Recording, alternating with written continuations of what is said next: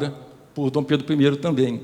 Essa foto que está aí é o Dom Pedro, isso aí é a letrinha do Dom Pedro I, rabiscando o texto da Constituição brasileira, produzindo a Constituição de Portugal. Olha lá, a Constituição do Brasil, ele risca lá, a Constituição de Portugal. É isso. A Constituição de Portugal é quase que uma reprodução da Constituição brasileira de 24, que é, por sua vez, o texto de 23. Passa a próxima lâmina aí, por favor. Como é que passou? Olha aqui, ó. Isso aqui é a primeira versão da Constituição de Portugal. Olha onde é que ela foi editada. Olha lá, imprensa Rio de Janeiro. É a primeira edição que é a Constituição portuguesa, que teve alguns interregnos, mas é que depois que ficou até o fim da monarquia aqui em Portugal. Foi também a Constituição mais longeva. Então, dentro desse curto prazo, né, que nós temos aqui para poder ouvir fala brilhante aqui de outros colegas, o que eu queria trazer é isso, é que a Constituição de 24 era uma Constituição moderna para o seu tempo. Né? Muitas vezes a gente ouve assim, mas era uma Constituição elitista, era um voto censitário, só quem tinha dinheiro que pagava. Não existia eleição em lugar nenhum no mundo. Né? É a primeira vez que estavam se concebendo falar em eleição. Quem vai votar? Usaram a mesma lógica do condomínio do edifício. Olha, quem paga, a força produtiva é quem vai discutir. Eles é que votam, é o voto censitário.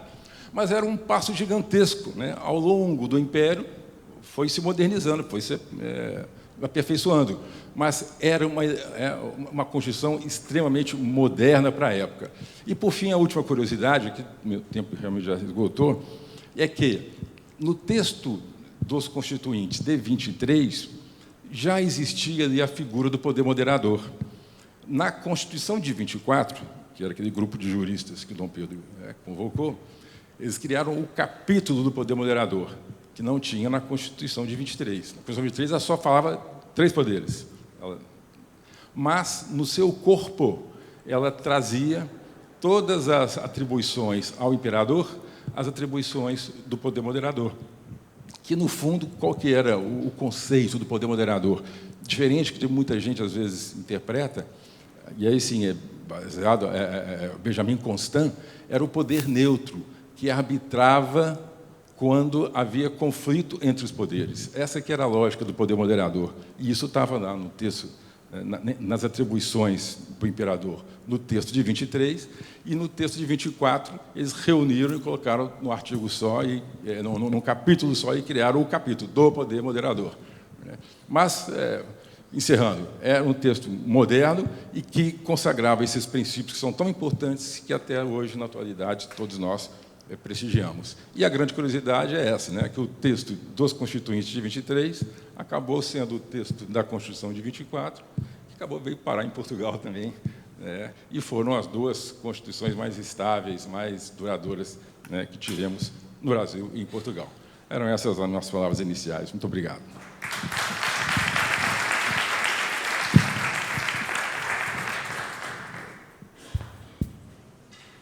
Muitíssimo obrigado, deputado Lafayette Andrada, que realmente nos brindou com uma belíssima fala, assim como mais um Andrada que honra o parlamento. Né? Minas Gerais sempre nos presenteou muito bem com isso, e agora apresentei também o TCU com a eminente ministra Anastasia, que aqui nos prestigia. Passo a palavra agora para o professor Arnaldo Godoy.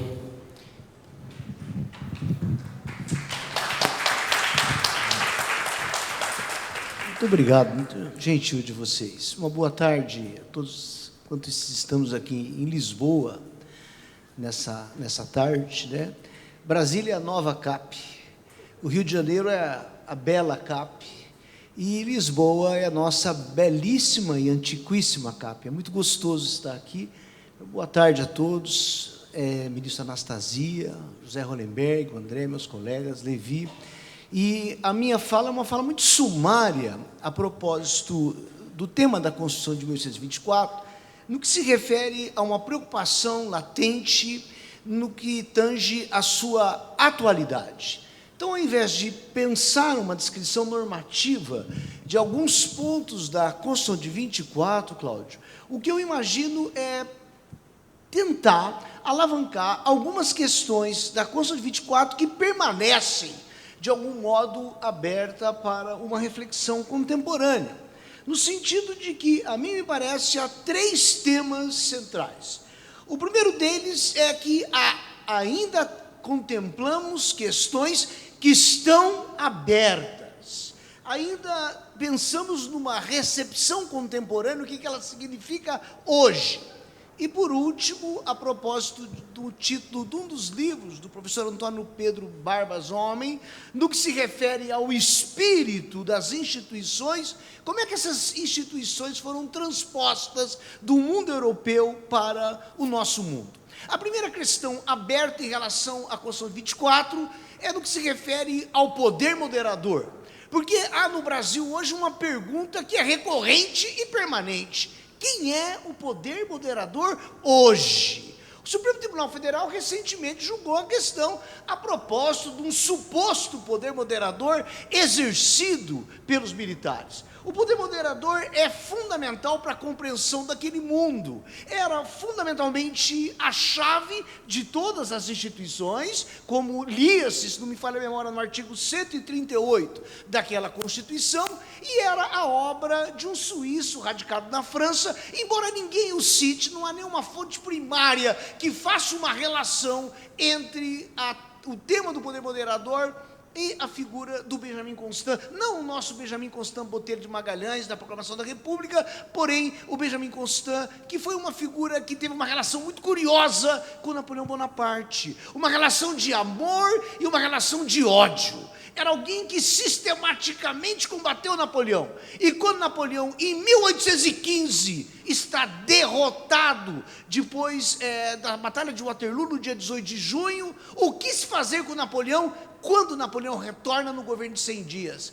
Napoleão chama Benjamin Constant vai até Napoleão e ele então redige uma espécie de uma emenda à Constituição francesa, então vigente, e naquela emenda ele cria uma espécie de um poder neutro que não tem o nome do poder moderador e que será de algum modo e de alguma maneira absorvido por aqueles que redigiram a Constituição de 24. O segundo grande tema do poder moderador é quem é na prática. Porque nós lemos nos livros de história do direito, o poder moderador na prática era exercido por um grupo das mais altíssimas reminiscências do direito brasileiro, que eram as figuras que compunham o Conselho de Estado. Então, todas as vezes nas quais Dom Pedro II tinha um tema, tinha um problema, ele chamava o Conselho de Estado, e o Conselho de Estado, então, opinava. Aquilo era o poder modernador na prática, e eu posso ilustrar com um fato que, no mínimo, é bizarro. Quando a nossa princesa Isabel estava na Europa, ela se vê grávida. E grávida aqui na Europa, a princesa Isabel ela tem um problema crucial para resolver. Ela precisa retornar para o Brasil, porque a criança tinha que nascer no solo brasileiro. Porque senão essa criança ela não teria o direito de exercer o trono na qualidade de herdeiro da princesa. E então a dúvida se instala, a criança não podia nascer na Europa de jeito nenhum, e ela tinha um pavor, ela tinha um medo, ela temia muito cruzar o oceano, ela sofria demais nas viagens de navio. Então a questão em aberto era, olha que coisa prosaica, nós com inúmeros problemas, e aquele era o problema enfrentado pelo Conselho de Estado. O que é que nós vamos fazer com essa criança que vai nascer? Então os conselheiros foram chamados, eram aquelas figuras sisudas, aquelas figuras que usavam aquelas barbas suíças, sem o bigode, no século XIX, e depois de muita discussão, depois de muitos pareceres que vão e que vêm e que voltam, eles concluem que a criança poderia sim nascer na legação brasileira em Paris, a embaixada, conquanto que o parto fosse presenciado por 60 brasileiros natos. Então os 60 brasileiros estavam em torno da princesa que dava à luz, e ato contínuo eles redigem uma ata, e essa ata então configurava que de fato aquela criança sim era herdeira do trono. Esse é um exemplo da atuação do Conselho de Estado, assessorando, uma expressão dos dias de hoje, ao imperador. E também eu poderia pensar, do ponto de vista mais dogmático, que uma questão aberta da Constituição de 24 é o problema da constitucionalização da vida. Porque tudo hoje é constitucional, o que faz com que isto sofra uma espécie de uma perda muito grande do seu sentido. A Constituição de 24 tinha a coragem de disciplinar da seguinte maneira: aquilo que era constitucional seria alterado por emenda, que na época chamava-se uma lei constitucional. E aquilo que não era constitucional poderia ser alterado por lei ordinária. Se nós olharmos a Constituição brasileira presente de 1988, com um volume imenso de regras, que não tem nada a ver com o sentido estrutural daquilo que é uma Constituição, ela dispõe sobre idoso, ela dispõe sobre criança, ela dispõe sobre adolescente, ela dispõe sobre índios, ela dispõe, por exemplo, sobre matéria tributária. Nenhuma inteligência artificial consegue ler a emenda constitucional 132 e o modo como ela foi enxertada na Constituição. E como tudo isso é constitucional, tudo isso vai para o Supremo, potencializando uma técnica de impasse muito grande. E é curioso que, ao que me parece, a Constituição de 24 teve apenas uma emenda, que foi o ato adicional de 1834, e tivemos um milagre normativo. O modelo brasileiro político do segundo reinado era fixado na figura do primeiro-ministro, do Conselho de Ministros. Vivíamos um parlamentarismo às avessas, como se dizia. E é importante dizer que não houve nenhuma alteração constitucional para que tivéssemos o sistema parlamentarista. Isso nos mostra que a Constituição de 1824 era uma Constituição extremamente flexível. Eu estou absolutamente convencido que a Constituição de 24 poderia ter sido utilizada inclusive após a proclamação da República. Se não fosse aquela obsessão de Rui Barbosa em copiar os temas americanos, a Constituição de 24 poderia sim, com alguma nuance, ser assimilada como a Constituição republicana brasileira. Mas eu fecho a minha observação lembrando que nós, no Brasil, temos um problema. Eu não sei se isso é um problema ou se é uma constatação, que consiste no fato de que sempre nós levamos os institutos de outros países para o nosso país. O Tribunal de Contas é um exemplo, é um amigo da corte, é um exemplo, que no Brasil é um amigo da parte, não é verdade? O modelo, o tema do Levi, que é a medida provisória, copiada da Itália, no Brasil, antes da emenda, era na verdade um decreto-lei. E é curioso que parece-me que sempre no Brasil a nossa preocupação era qual era a Constituição que mais nos interessava. E Lima Barreto, um fascinante escritor brasileiro, num livro delicioso chamado A República dos Brusundangas, ele tem uma cena logo no início, e naquela cena que ele tem logo no início, nós temos um grande problema constitucional brasileiro. É o nosso maior dilema. E o problema era o seguinte: a Constituição de qual país iríamos imitar? Então, é fácil identificar o que houve em 37, o que houve em 46, o que houve em 88, a emenda de 26, a cópia de 91 da Constituição americana, tanto que nosso nome era a República dos Estados Unidos do Brasil. E, no entanto, quando nós olhamos para a Constituição de 1824, fica muito difícil captar de onde exatamente ela veio. E se vocês tiverem um tempinho mais tarde, vão no Google, na internet, e peguem um quadro de Pedro Américo, chamado O Grito do Príncipe. E em seguida, peguem um quadro chamado Friedland, de um pintor chamado Mossier. E vocês verão que eles são exatamente os dois quadros com a mesma representação. Dom Pedro I, ele tinha uma obsessão em ser Napoleão Bonaparte. E essa obsessão que ele tinha em ser Napoleão Bonaparte, em algum modo, ela foi suplementada com uma Constituição que é vinculada ao seu nome. Aqui em Portugal nós conhecemos Dom Pedro IV. É difícil olhar a foto do pai e do filho, porque Dom Pedro II, que foi imperador aos 5 anos de idade, no dia 23 de julho de 1840, quando perguntaram se ele aceitava ser imperador, ele responde: quero já. Parece que era um senhor de idade, ele já era um senil. Ele com 5 anos de idade já era um velho, enquanto que Dom Pedro I persiste no nosso ideal como um agente da liberdade. São essas as minhas rápidas observações sobre o texto. Obrigado.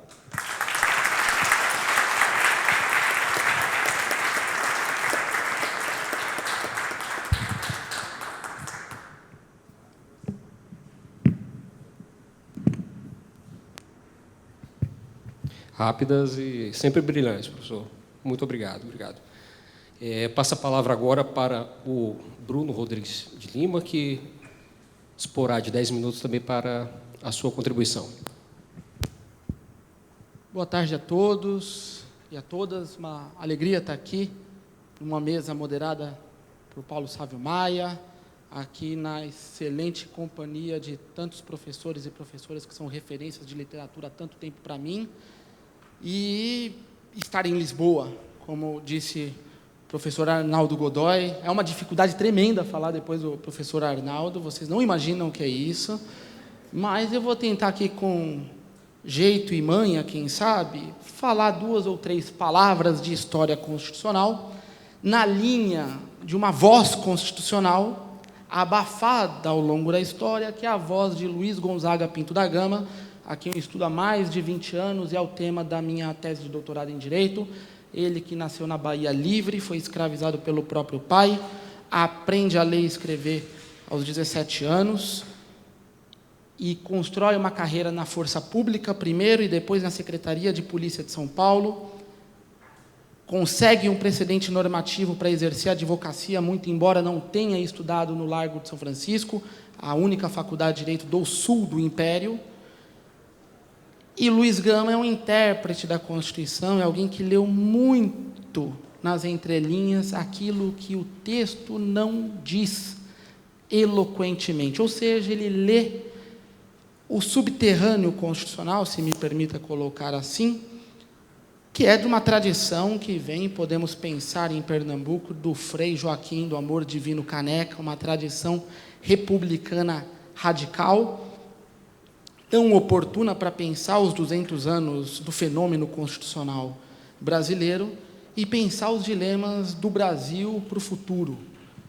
O Brasil é uma nação complexa, ela se firma no século XIX como a única sociedade escravista de soberania plena das Américas, e a palavra escravidão não aparece na Constituição, muito embora é ela o ânimo, o visco, o azeite que informa as relações sociais. Um dado demográfico oficial do Censo do Brasil de 1872, portanto, eu estou falando da metade do Império.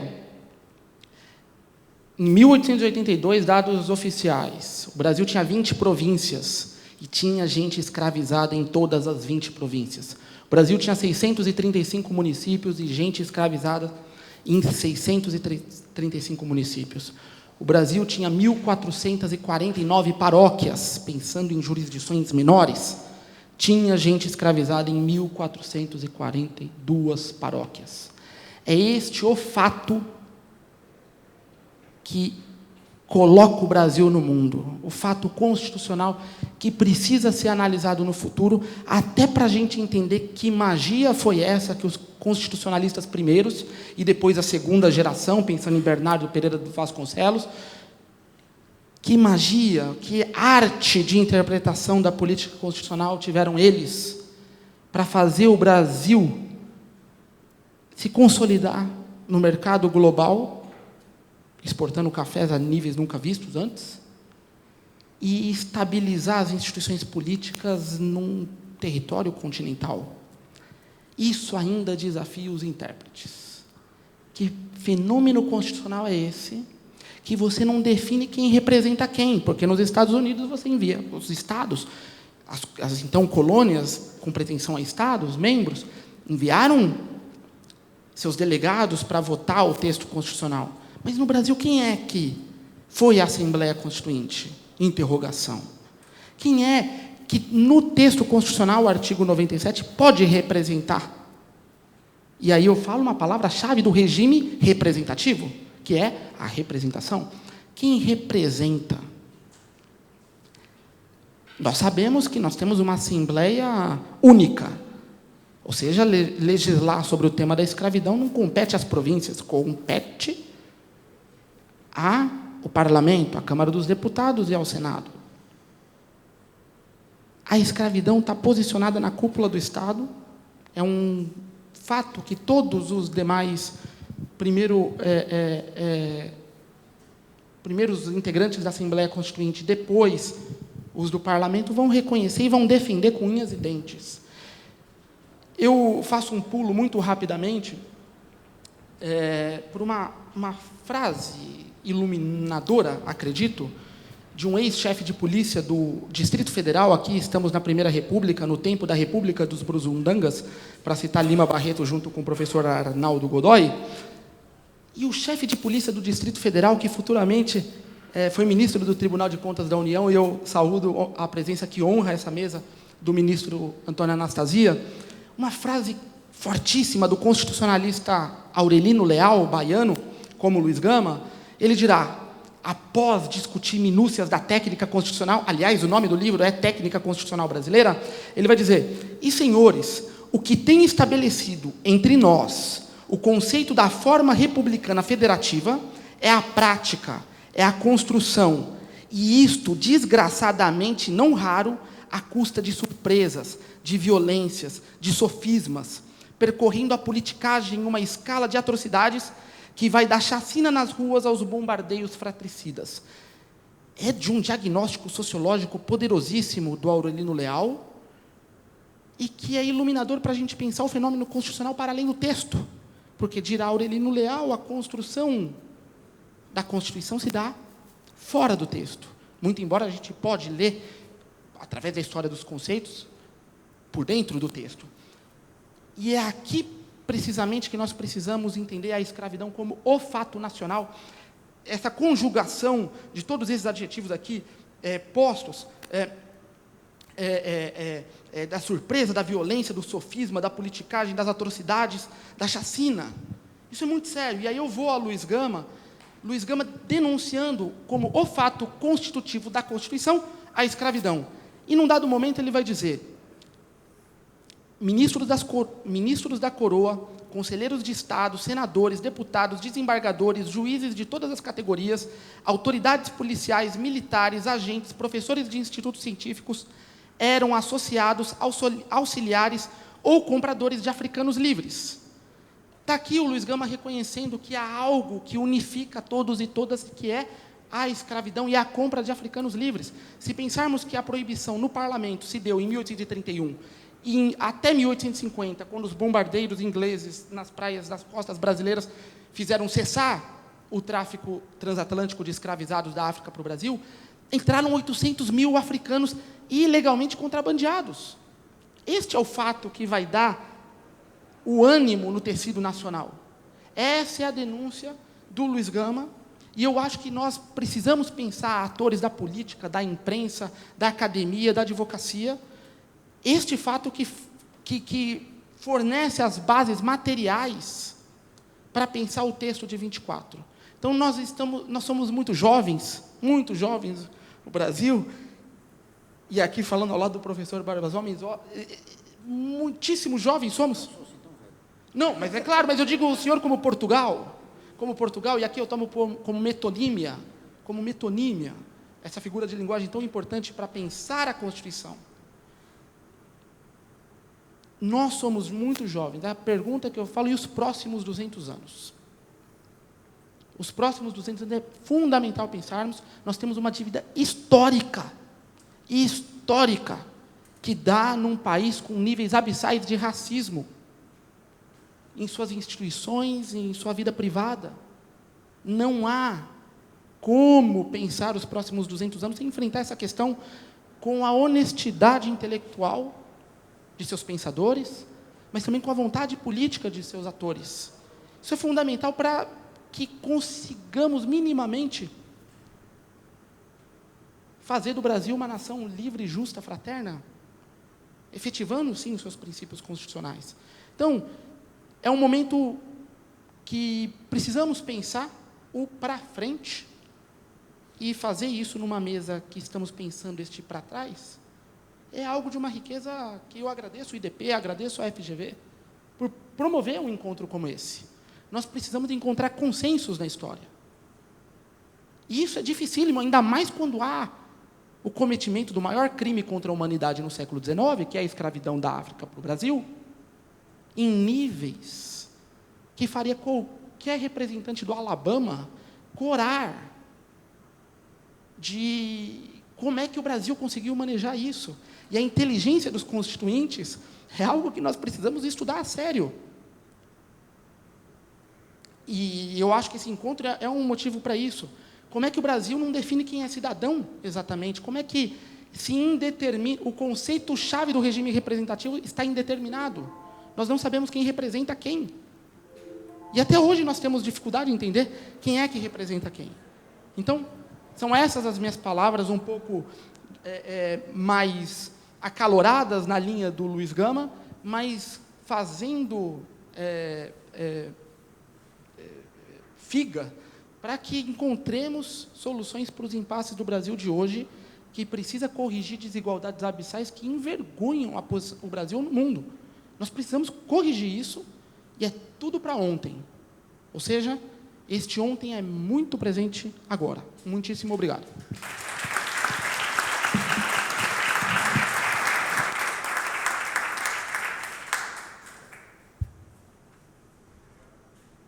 Muito obrigado, Bruno. Passo a palavra agora para a Carolina Cirilo. Boa tarde a todas e todos. Agradeço imensamente, na pessoa do Paulo Sávio Maia, estar nesse painel, poder discutir um pouco dos 200 anos da Constituição, mas especificamente alguns pilares dos 200 anos de constitucionalismo brasileiro. Se bem falamos em representação em Assembleia Constituinte de 1823, precisamos também olhar um pouco sobre as outras questões que parecem que ficaram de fora. A primeira delas é que a Constituição de 1824 não terminou com alguns conflitos internos e parece ter acirrado alguns. Tanto é que logo após a Constituição de 1824 tivemos a Guerra da Cisplatina.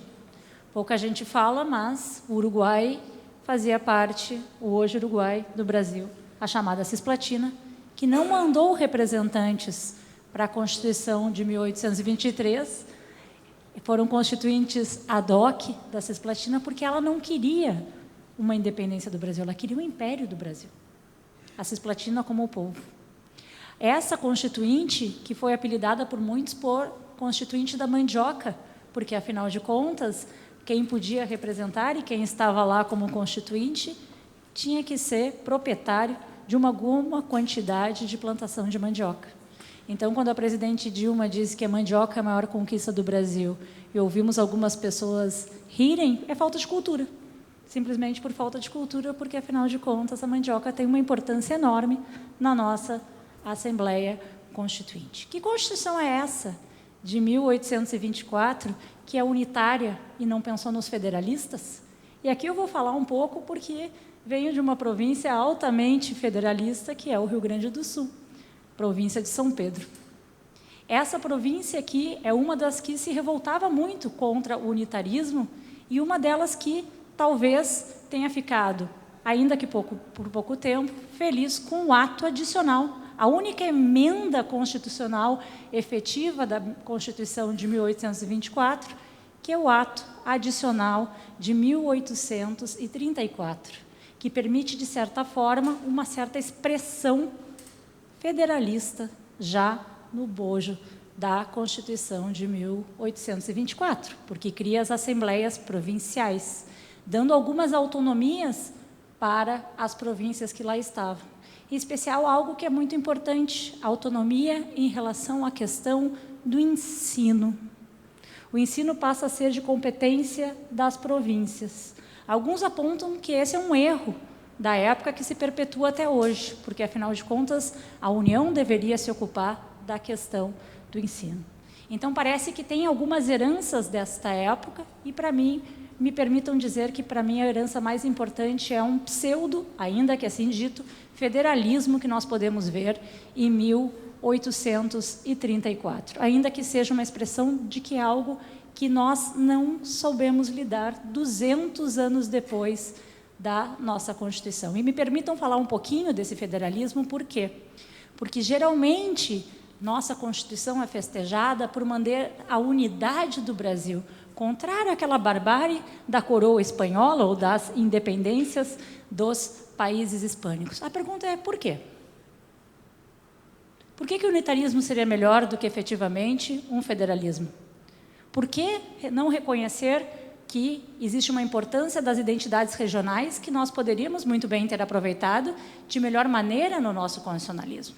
Ainda hoje, a União concentra diversas competências, principalmente aquelas que dizem respeito ao orçamento, que dizem respeito a questões tributárias e dizem respeito à questão da gestão da coisa pública. Nós temos ainda traços desse unitarismo que nós herdamos nesses nossos 200 anos de Constituição. É melhor ou pior? Não tem uma resposta sobre isso, são questionamentos, né? É um modelo unitário com algumas concessões feitas aos federalistas, mas concessões que para muitos não foi suficiente. Tanto é que a grande periferia do Brasil, que está no sul ou no norte, acabam com algumas guerras que nós conhecemos muito bem, chamando revoltas separatistas ou coisas do gênero, mas que, na verdade, não tinha nada de separatismo. Era simplesmente uma vontade de construir um modelo um pouco diferente de um Brasil que respeitava um pouco mais de identidades regionais e que não era tão concentrador de poder.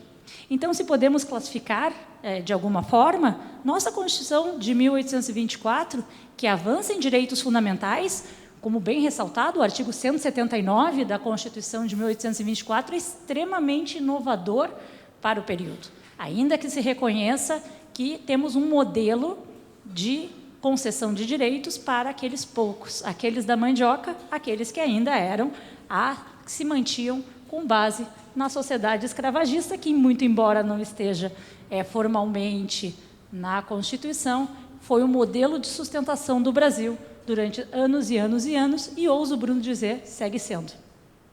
Segue sendo. Então, para acabar minha fala, que é provocativa, dizer, como é esse constitucionalismo que nós mantemos, ou um constitucionalismo que tem 200 anos? Eu nem me importo tanto, às vezes, ela foi outorgada, ela foi promulgada, ela é autoritária, ela é democrática. Ela tem limitação de poderes e tem direitos fundamentais. Se pudermos classificar, poderíamos dizer que está dentro de uma ideia de constitucionalismo liberal, tal como fazemos hoje.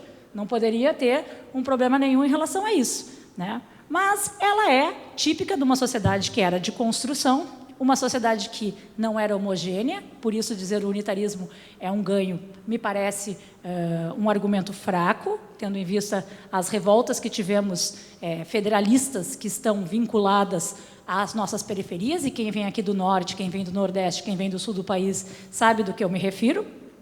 Temos o ato adicional, quase um ato falho que eu acabei de fazer, o ato adicional de 1834, um importante modelo de certa concessão para um federalismo, mas uma concessão que foi feita para talvez evitar algumas revoltas e não foi o suficiente com as assembleias provinciais.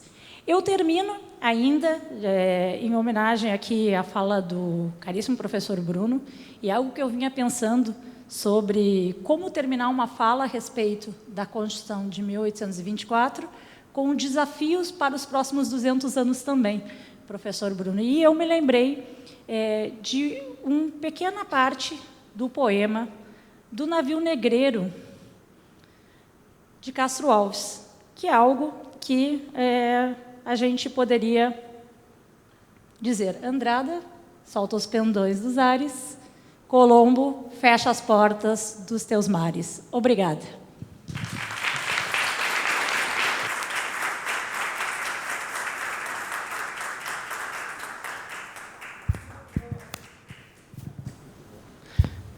Obrigado, professora Carolina, muito obrigado mesmo, sempre brilhante.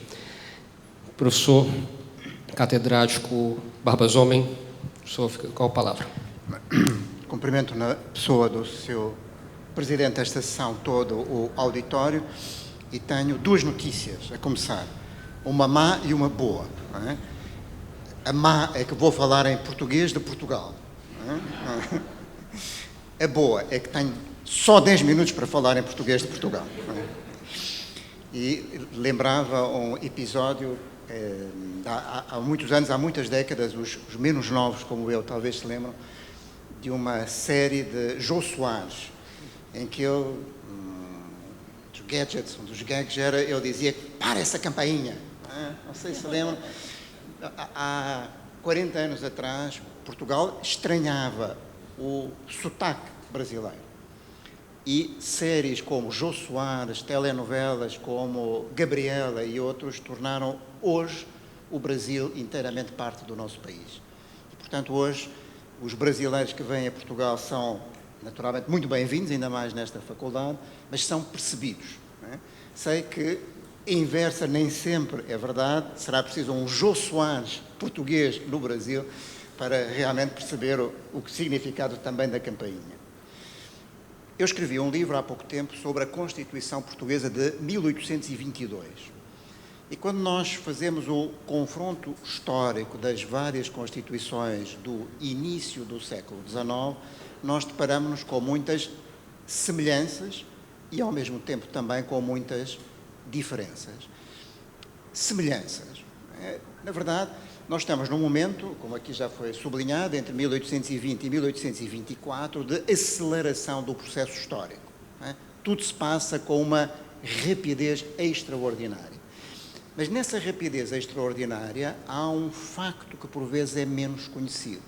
Frequentemente nós interpretamos estes dados, e agradeço aliás a belíssima imagem que foi aqui projetada, mas por vezes não temos bem a noção da dificuldade que era a circulação de documentos no espaço.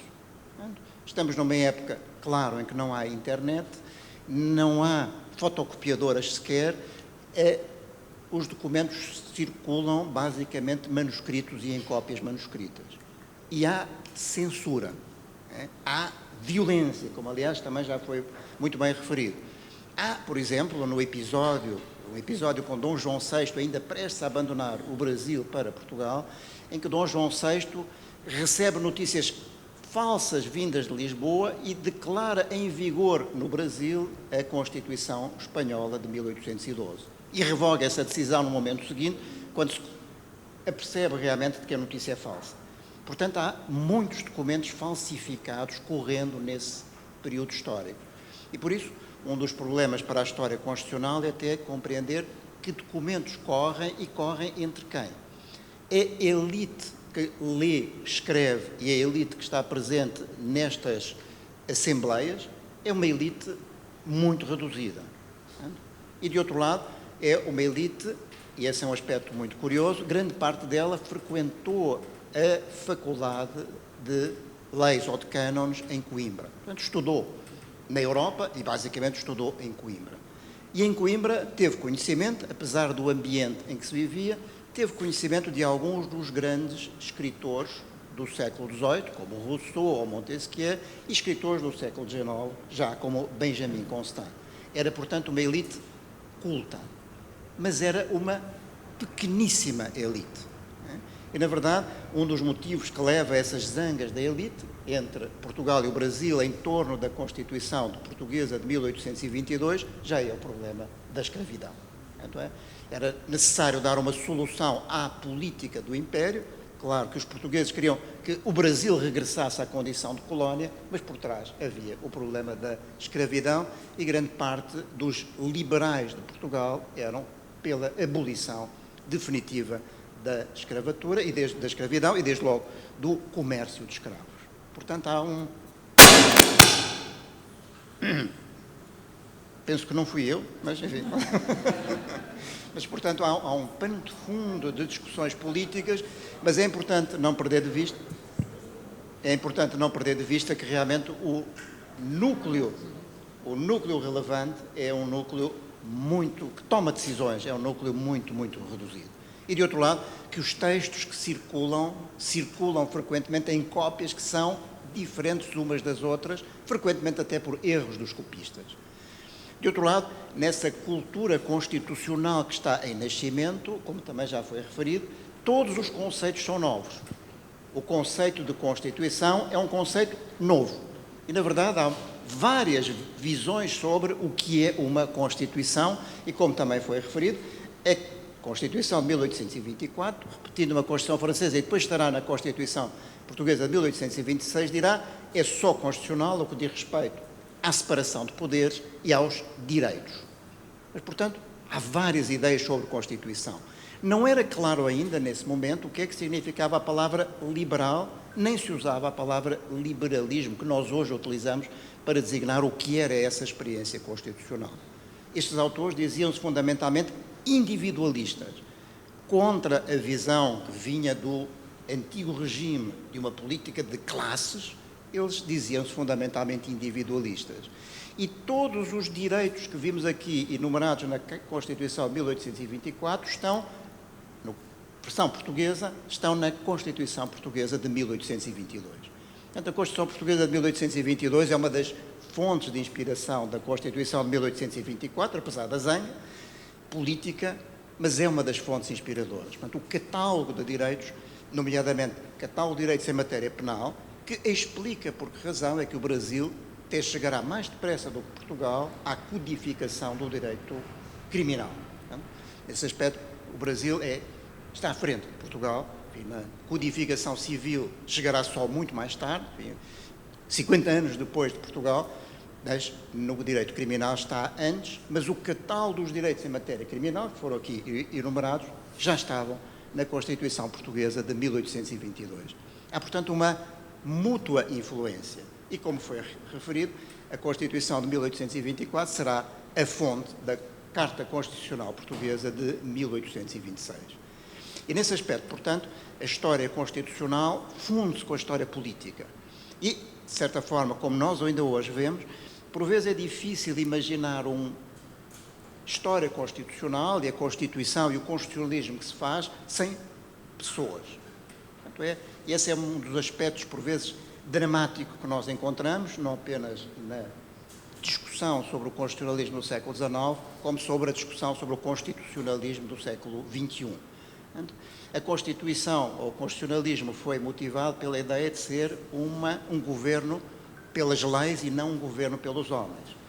Mas nós verificamos, nomeadamente na Constituição de 1824, que se não fossem homens em concreto, nomeadamente o próprio rei Dom Pedro, não teria havido Constituição.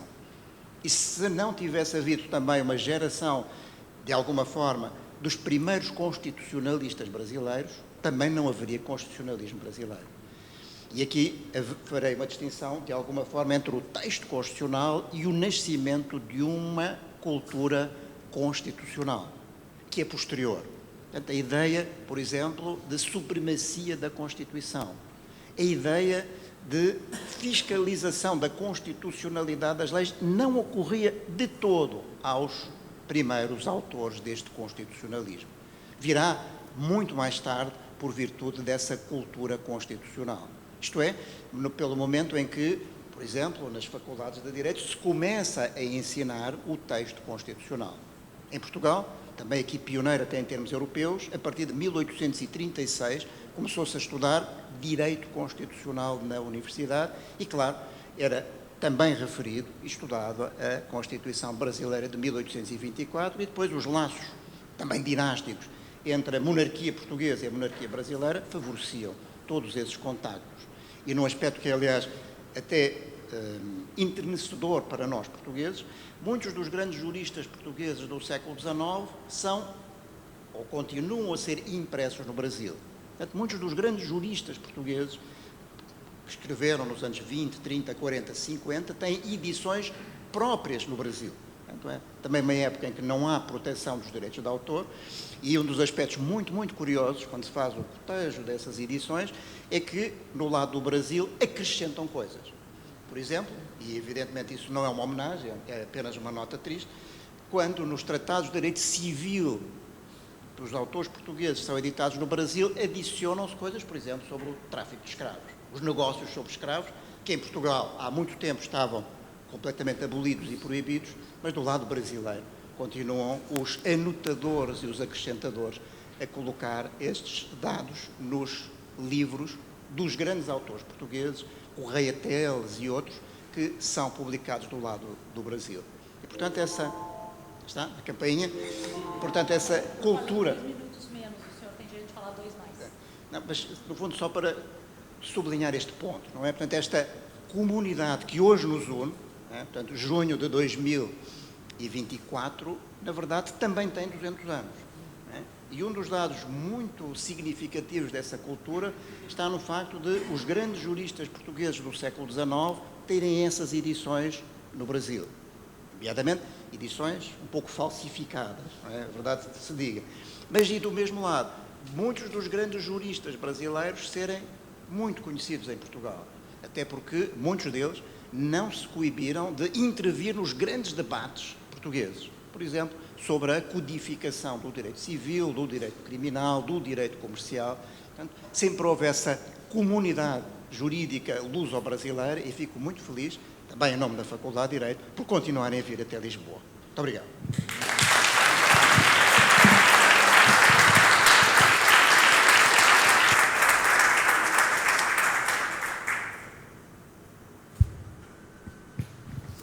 Bem, são quase 19 horas, deve ser o último painel ainda em andamento. Não vou prender vocês, não vou torturá-los, só agradecer a presença de todos, cada um de vocês, dos integrantes desse painel, que cada um, a seu modo, nos presenteou com um debate extremamente rico, contemplando diversos pontos de vista, seguramente complementares, mas também igualmente ricos, profundos e espirituosos também, professor Arnaldo, como sempre. Muito obrigado a todos. Até amanhã.